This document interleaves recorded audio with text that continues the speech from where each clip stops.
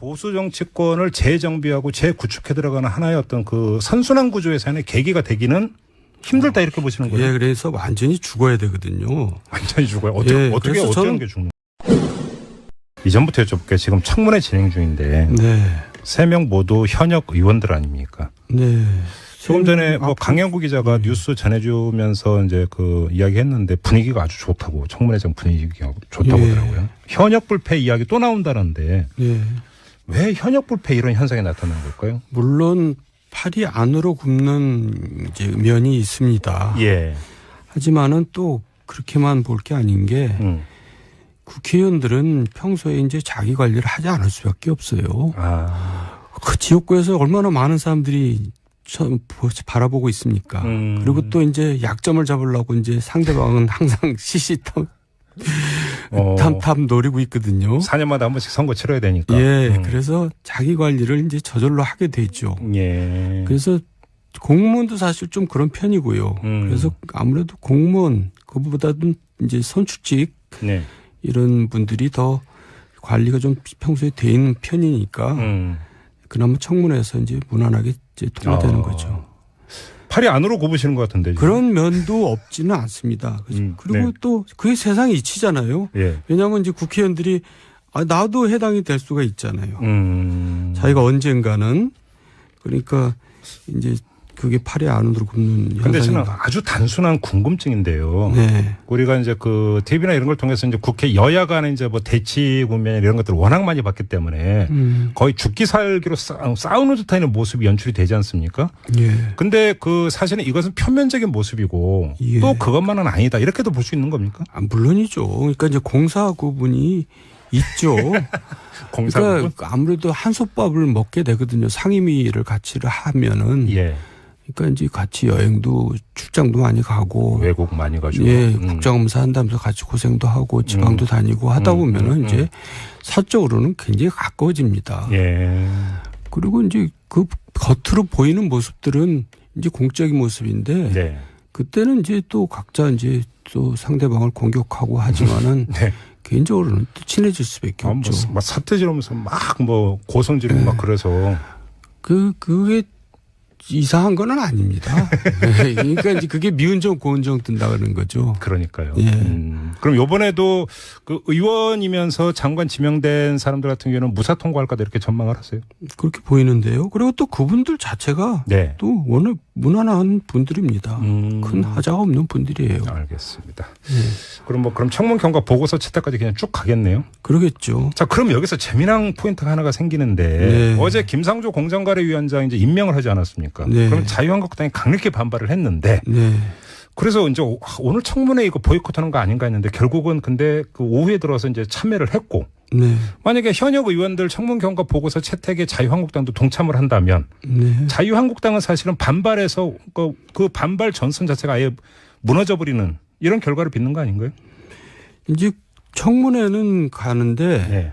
왜냐하면 지금 너무나 그 민심을 또 의식하지 않을 수 없잖아요. 지금 벌써 정부 출범한 지 한 달이 지났는데 지금 겨우 이제 한 명 경제부총리 한 명 정도. 서울 국정원장도 있으니까. 예, 하여간 세 명 되네요. 이제 김상조 씨. 그렇죠. 공정거래위원장 합치면은. 그러니까 이제 이거를 계속 가로막고 있기는 너무 부담스럽죠. 예. 그러니까 이제 이것보다는 저쪽 그러니까 추경 예산에 연기를 하겠죠. 오히려 추경 쪽에서 그러니까 대치선을 확실하게 그을 거다. 네, 그러겠습니다. 근데 조금 전에 저희가 2부에서 남경필 경기지사하고 인터뷰했는데 추경 협조해야 된다고 또 남경필 지사는 또. 남경필 지사는 그 개인적인 의견이죠.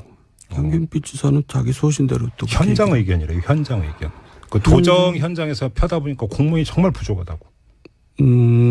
그러니까 이제 그건 그러니까 진영을 논리를 떠나서. 그렇죠. 예, 자기가 솔직하게 얘기를 한 거죠. 알겠습니다.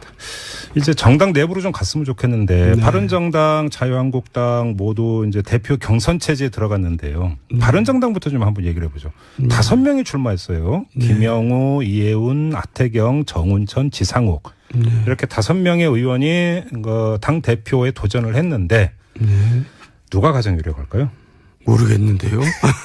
근데 솔직히 얘기하면 누가 되든 별로 관심이 있지 않습니까? 또 특유의 또 화법이 나오시는데 왜요? 아니 근데 제가 이제 오늘 아침 이렇게 기사를 쭉 봤어요.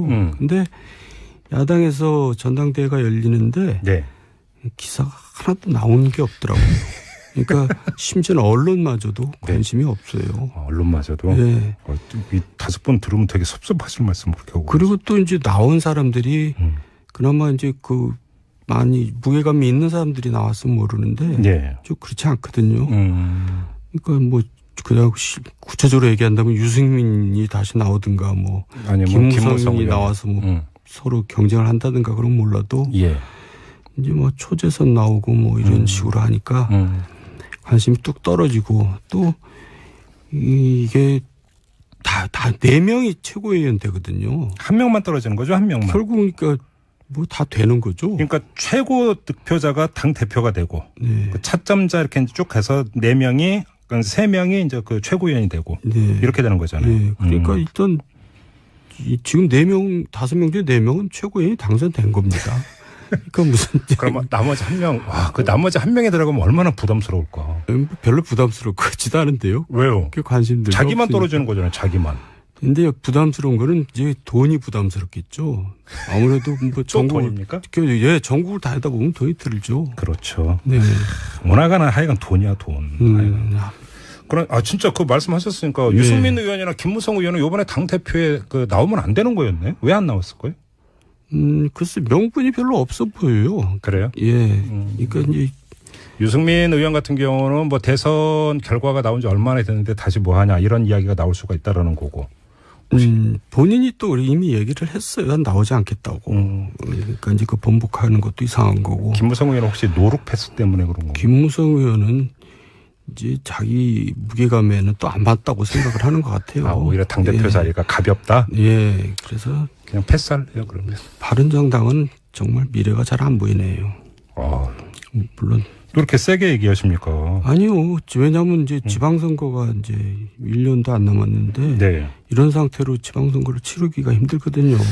그러면 지방선거에서 선전할 가능성이 별로 없다고 보시는 거예요? 예. 그래서 지방선거를 이제 치르면서 이제 당의 존립이 이제 문제가 되겠죠. 그렇게 보시는 거군요. 지방선거 얘기가 나왔으니까 말인데요. 네. 지금까지 지방선거를 몇 차례 치렀잖아요. 많이 치렀잖아요. 그렇죠. 근데 법칙이 있습니다. 어떤 법칙인데? 여당이 된 상태에서 지방선거는 반드시 수도권에서 참패합니다. 여당 후보가 수도권에서 진다? 예, 그건 뭐 예외가 없었습니다. 지금까지 계속 그랬나요? 그럼요. 그래서 지금까지 이제 수도권 서울하고 경기 이런 수도권에서 구청장 시장 군수나 광역위원이 항상 그 여당에서는 참패를 했어요. 근데 잠깐만요. 거기서 중요한 거는 그러니까 예를 들어서 그 여당 그 단체장 후보는 수도권에 졌다고 하더라도 여당이 된 시점과 지방선거가 치러진 시점이 얼마나 벌어지느냐 그러니까 아니면 그러니까 가까이 있는 이것들도 달라지는 거 아닙니까? 보통 한 2년 정도 후에 하죠. 그렇죠. 예, 그러니까 중간 평가 성격을 띠고 있는데 항상 이제 그 현역 국회의원들이 이제 쉽게 말하면 죽을 썼거든요. 예. 근데 그러면 내년 그 지방선거는 중간평가 성격을 띈다고 볼 수 있을까요? 그러니까 1년 후에 치러지는 지방선거는 거의 처음인 것 같고요. 그러니까요. 그런데다가 지금 개헌 국민투표고 같이 가잖아요. 예, 국민투표도 변수가 있고 또 지금 노무현 문재인 대통령 지지율이 상당 기간 계속될 것 같이는 보이거든요. 거공 행진 중이죠. 거기다가 야당은 질이 멸렬돼 있고 뭐 숫자는 많지만은 지지율이 다 한 자리 숫자잖아요. 이런 상태로 지방선거는 굉장히 어렵다고 봐야죠. 그러면 그 의원님께서 말씀하신 그 지방선거의 법칙이 이번에는 깨질 가능성이 깨질 것 같아요. 그래요? 예, 그러면서 이제 굉장히 여당 동무대가 이제 진짜 지방 그 지까지 싹쓸이하게 되면은 역대 볼 수 없는 정말 강력한 여당이 되는 거죠. 그렇게 전망하시는군요. 아무튼 자 그러면 바른정당으로 다시 돌아가서 바른정당이 만약에 지방선거를 준비한다면 전략 지역이 어디가 되는 겁니까? 전략 지역이 없어요. 후보 자체가 지금 TK도 아니고. 예, 그러니까 이제 광역 후보 같은 경우는 후보를 영입할 이 자체가 힘들어지죠. 예. 그래요? 누가 나가겠어요? 되지도 않는데.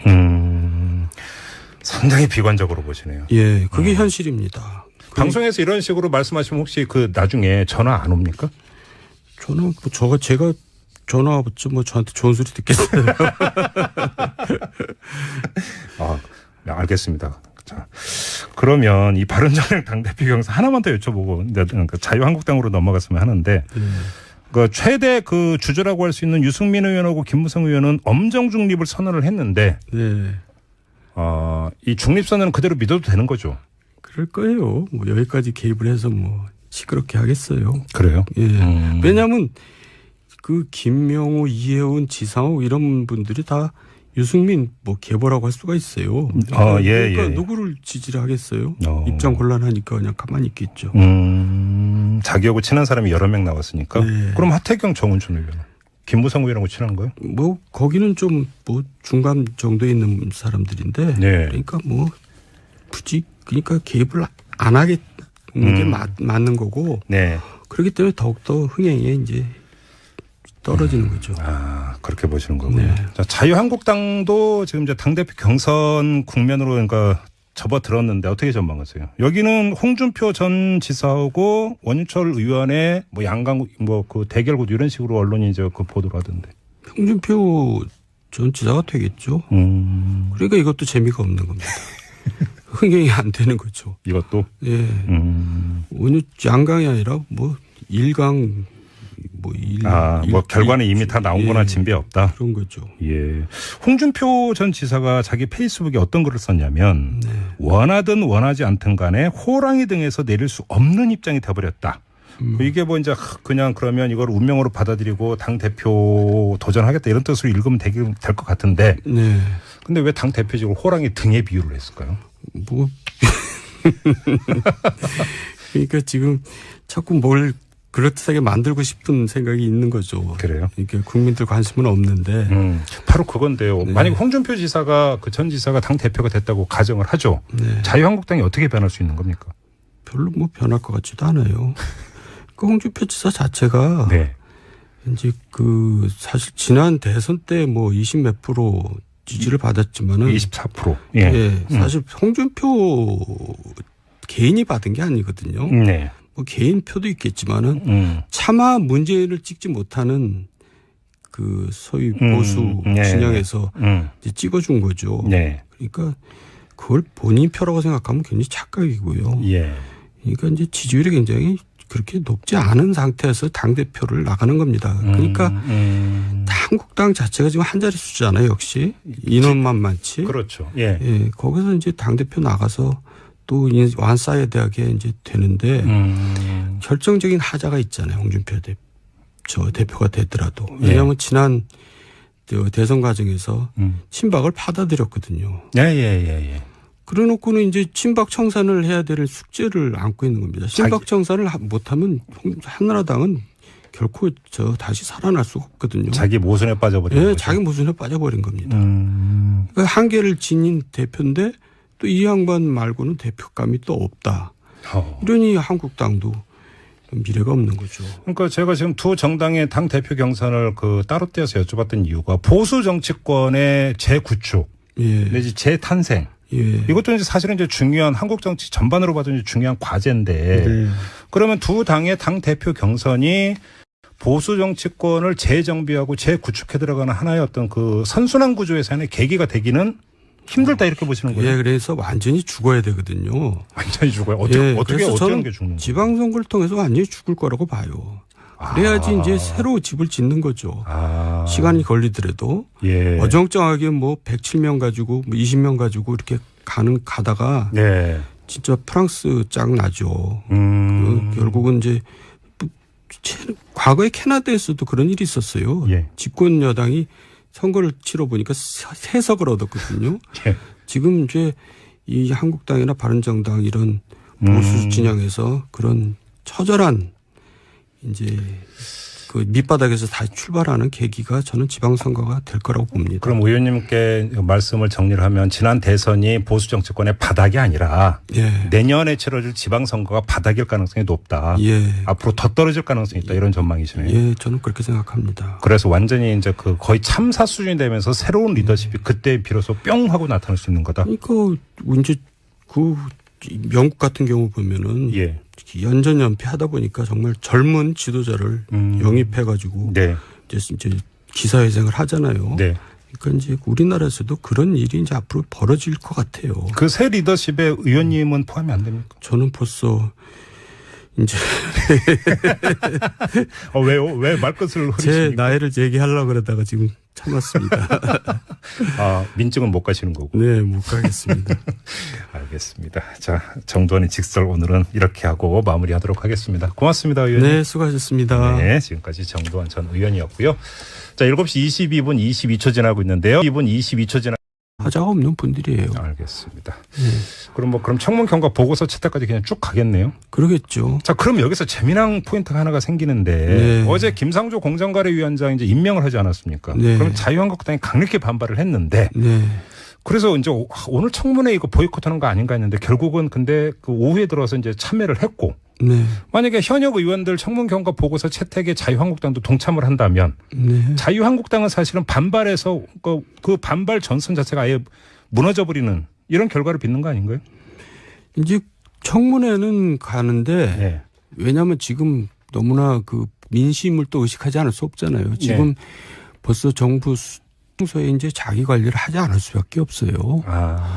그 지역구에서 얼마나 많은 사람들이 바라보고 있습니까? 그리고 또 이제 약점을 잡으려고 이제 상대방은 항상 시시탐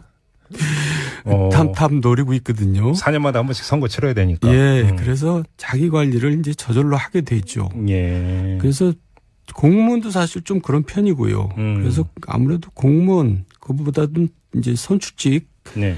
이런 분들이 더 관리가 좀 평소에 돼 있는 편이니까 그나마 청문회에서 이제 무난하게 이제 통과되는 거죠. 팔이 안으로 굽으시는 것 같은데. 지금. 그런 면도 없지는 않습니다. 그리고 네. 또 그게 세상이 이치잖아요. 국정감사 한다면서 같이 고생도 하고 지방도 다니고 하다 보면은 이제 사적으로는 굉장히 가까워집니다. 예. 그리고 이제 그 겉으로 보이는 모습들은 이제 공적인 모습인데 네. 그때는 이제 또 각자 이제 또 상대방을 공격하고 하지만은 네. 개인적으로는 또 친해질 수밖에 없죠. 막 사태 지르면서 막 고성 지르고 네. 막 그래서. 그게 이상한 건 아닙니다. 그러니까 이제 그게 미운정 고운정 뜬다는 거죠. 그러니까요. 예. 그럼 이번에도 그 의원이면서 장관 지명된 사람들 같은 경우는 무사 통과할까 이렇게 전망을 하세요? 그렇게 보이는데요. 그리고 또 그분들 자체가 네. 또 워낙 무난한 분들입니다. 큰 보수 정치권을 재정비하고 재구축해 들어가는 하나의 어떤 그 선순환 구조에서의 계기가 되기는 힘들다 이렇게 보시는 거예요? 예, 그래서 완전히 죽어야 되거든요. 완전히 죽어요? 어떻게 어쩌는 게 죽는 거예요? 이전부터 여쭤볼게요. 지금 청문회 진행 중인데 네. 3명 모두 현역 의원들 아닙니까? 네. 조금 전에 강영구 기자가 뉴스 전해주면서 이제 그 이야기했는데 분위기가 아주 좋다고 청문회장 분위기가 좋다고 예. 하더라고요. 현역 불패 이야기 또 나온다는데 예. 왜 현역 불패 이런 현상이 나타나는 걸까요? 물론 팔이 안으로 굽는 이제 면이 있습니다. 예.